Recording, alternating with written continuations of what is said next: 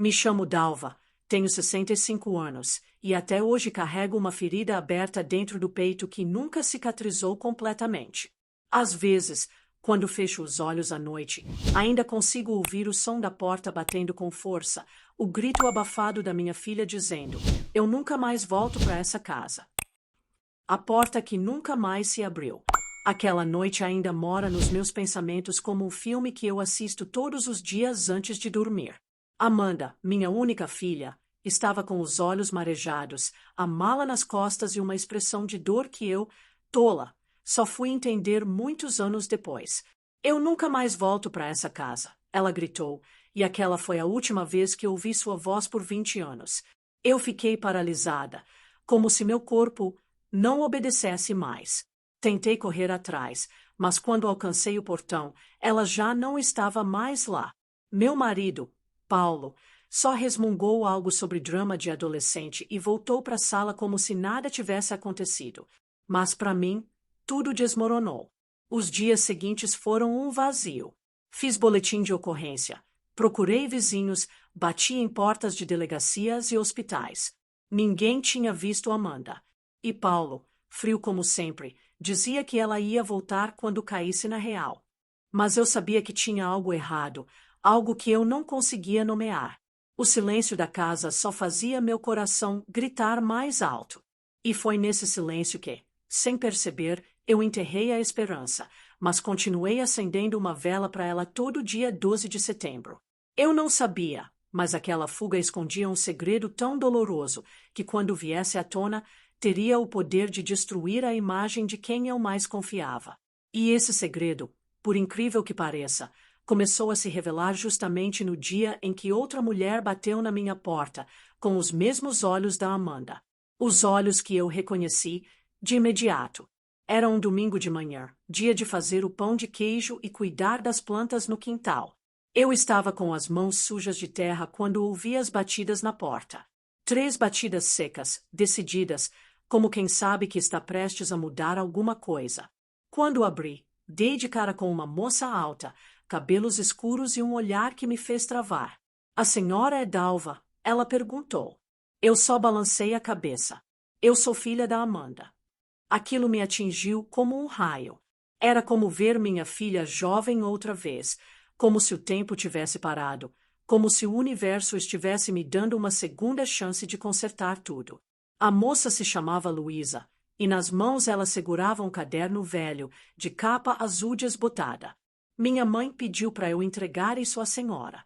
Meu coração disparou. Eu conhecia aquele caderno. Era o mesmo que Amanda vivia escrevendo, que guardava com tanto cuidado, o mesmo que ficou em cima da cama dela no dia em que foi embora. Eu nunca consegui abrir. Estava vazio. Mas aquele ali, nas mãos da Luísa, estava cheio. As páginas dobradas, gastas, com marcas de lágrima. "Ela contou tudo aqui", disse a moça.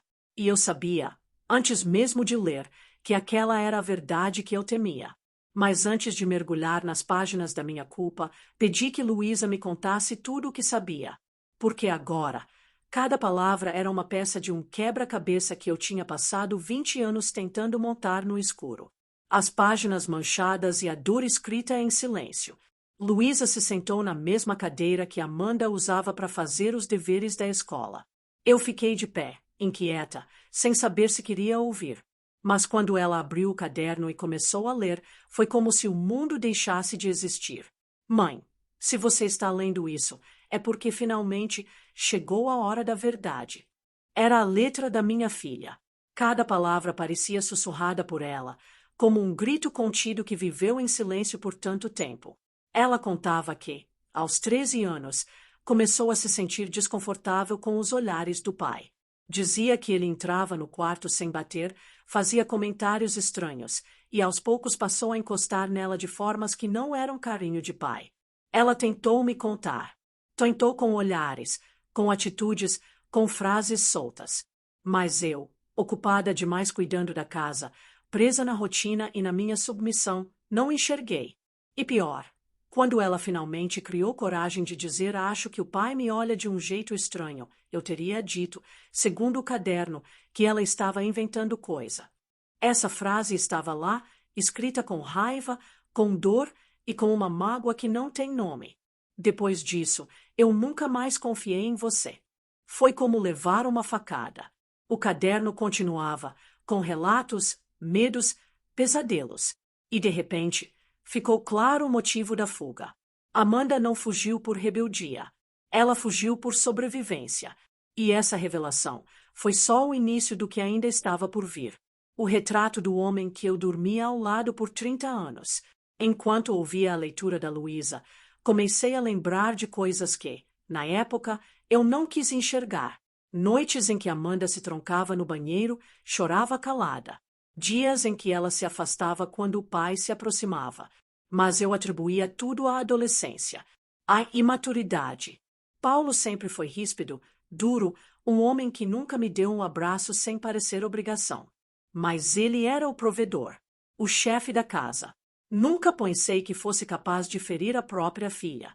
E foi aí que comecei a questionar tudo. Os sumiços noturnos, as viagens que ele fazia sozinho, as broncas exageradas que dava nela por qualquer bobagem. Amanda tinha medo dele. E agora, com cada linha do caderno, eu via que aquele medo era justificado. Mas o pior foi quando Luísa me mostrou uma carta, escrita por Amanda muitos anos depois. Mãe, eu fui embora para viver. Se eu ficasse, eu morreria por dentro. A carta dizia ainda que Paulo tentou encontrar Amanda anos depois, mas ela fugiu novamente. Ele sabia onde ela estava, mas nunca me contou. E isso me destruiu. Ele escondeu isso de mim. Teve a chance de unir nossa família e preferiu continuar com o silêncio. Luísa me disse que ele morreu 2 anos antes, sem nunca pedir perdão, e que Amanda nunca pôde confrontá-lo de verdade. Mas a dor, essa ela escreveu em cada linha daquele caderno. E ao final da leitura, Luísa me entregou o endereço de Amanda. Mas havia algo naquele papel, um detalhe que ainda me deixaria sem chão. O endereço onde tudo começou novamente. O papel trazia o nome de uma pequena cidade no interior do Paraná. Uma rua tranquila, uma casa simples e, ao lado, uma pequena escola de alfabetização para mulheres em situação de violência. Minha mãe fundou essa escola, disse Luísa. Ela ajuda mulheres como ela, mulheres que não foram ouvidas. A frase me desmontou.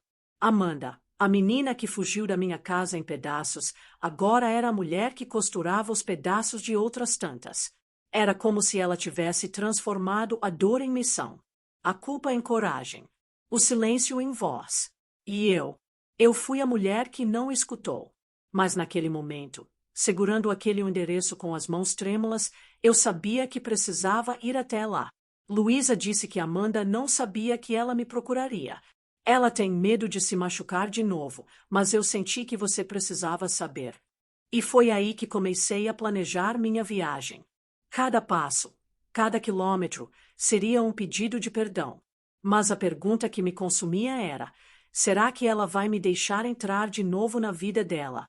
Eu não tinha essa resposta. Mas antes de partir, havia uma última página no caderno que eu ainda não tinha lido. Uma página que Amanda escreveu num tom diferente. Era um recado. Mas para quem? Eu só descobriria quando finalmente pegasse aquele ônibus rumo ao passado. A última página e a cicatriz que ainda sangra. A última página do caderno tinha data recente, 5 meses antes, e começava com: caso um dia minha mãe leia isso. O tom era menos magoado, mais reflexivo. Amanda falava sobre como o tempo suaviza as bordas da dor, mas nunca apaga. Dizia que ainda sonhava comigo, que às vezes me via tentando falar, tentando entender. Eu sei que ela não sabia de tudo, mas eu também sei que ela escolheu não ver. Essa frase cortou o fundo, porque era verdade. Quantas vezes Amanda tentou se aproximar e eu, por medo de desestruturar o que era normal, empurrei aquilo para debaixo do tapete. Amanda finalizava a carta dizendo que talvez um dia perdoasse, mas que não esperava reencontros, que já tinha aprendido a viver sem mim, mas, mesmo assim, deixava o endereço. Se ela tiver coragem de enfrentar a verdade, vai me encontrar aqui. Era um convite doloroso, Não era um abraço. Era uma porta entreaberta.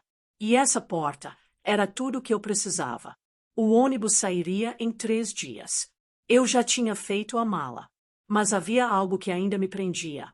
A carta que Paulo me deixou antes de morrer, que eu nunca tive coragem de abrir e que agora, talvez, revelasse o último pedaço desse quebra-cabeça.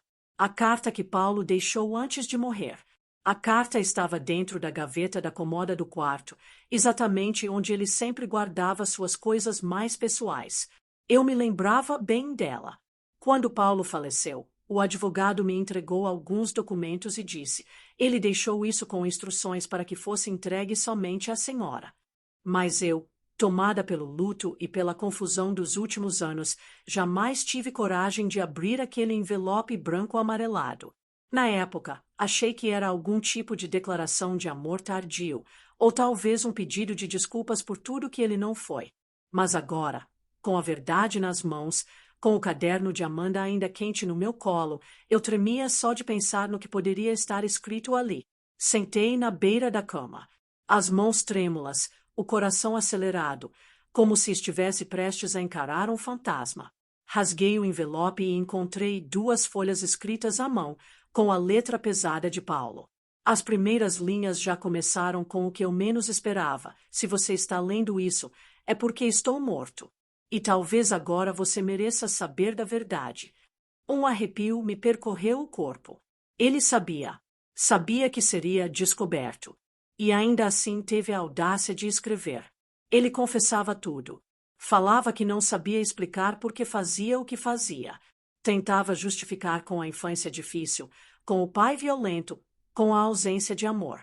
Dizia que perdeu o controle quando Amanda começou a virar mulher, que se sentia envergonhado, mas fraco diante de si mesmo. Mas não era arrependimento. Era covardia.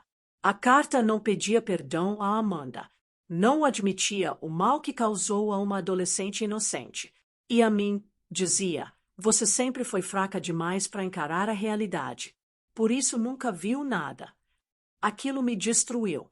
Paulo não só foi o monstro da história, como também culpava a mim por não impedi-lo. Fechei a carta com as mãos suadas, e pela primeira vez, percebi que minha dor era menor do que a que Amanda carregava sozinha por 20 anos. E por isso, eu precisava ir até ela, não para me justificar, mas para assumir minha parte, pedir perdão e aceitar o que quer que viesse. A estrada para o passado e o reencontro. Peguei o ônibus 2 dias depois, com a carta de Paulo e o caderno de Amanda na bolsa. Foram mais de 10 horas de estrada, cortando paisagens que pareciam querer me lembrar de tudo o que deixei passar, os detalhes, os silêncios, os pedidos de socorro não ouvidos. Quando cheguei à cidadezinha, o sol já se punha atrás das árvores. O endereço me levou a uma casa simples, com uma pequena placa na frente. Projeto Aurora. Mulheres renascem aqui. Meu coração quase parou. Era a casa da minha filha. Mas também era um refúgio para outras tantas Amandas que talvez também tivessem fugido sem serem ouvidas. Toquei a campainha com a ponta do dedo, como se o peso do toque pudesse explodir meu peito. Uma senhora abriu, sorriu e me reconheceu. Adalva, né? Amanda está te esperando. Eu não entendi. Como ela sabia? Mas não deu tempo. Antes que eu reagisse, Amanda surgiu no corredor. Cabelos curtos, olhos profundos, uma presença firme. Era uma mulher forte, mas também havia dor nos olhos dela. Ficamos ali, nos encarando por alguns segundos que pareceram anos. E então ela disse, você veio. Eu chorei. Só isso. Chorei como nunca chorei em toda a minha vida. Amanda se aproximou, com cautela, e me levou até a sala. Sentamos uma de frente para a outra. E ali eu tirei o caderno da bolsa. E a carta. Eu li tudo, disse. E agora só quero te ouvir. A conversa que demorou 20 anos para acontecer. A primeira coisa que eu disse foi, me perdoa, por não ter visto, por não ter acreditado, por ter falhado com você quando você mais precisava. Amanda ficou em silêncio.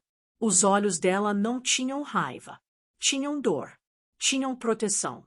mas também tinham compaixão. Mãe, eu esperava que você viesse, mas não tinha certeza se teria coragem. Eu disse que também não sabia se conseguiria. E então contei sobre a carta do pai, sobre a covardia dele, sobre como ele tentou me culpar no fim. Amanda respirou fundo. Ele fez isso a vida inteira, mãe. Controlava tudo com medo e silêncio. E então, pela primeira vez, ela me contou tudo. Sem cortes, sem esconder nada. Cada noite de terror. Cada tentativa de gritar por ajuda. Cada vez que ela pensou em acabar com a própria vida. Mas também contou sobre como conseguiu se reerguer. Demorou, mas eu entendi que a culpa não era minha. E que eu não podia deixar o que ele fez me definir. Ela me disse que não sabia se conseguiria me abraçar ainda, que a ferida estava cicatrizando, mas que ainda doía. E eu entendi. Porque o perdão não é imediato.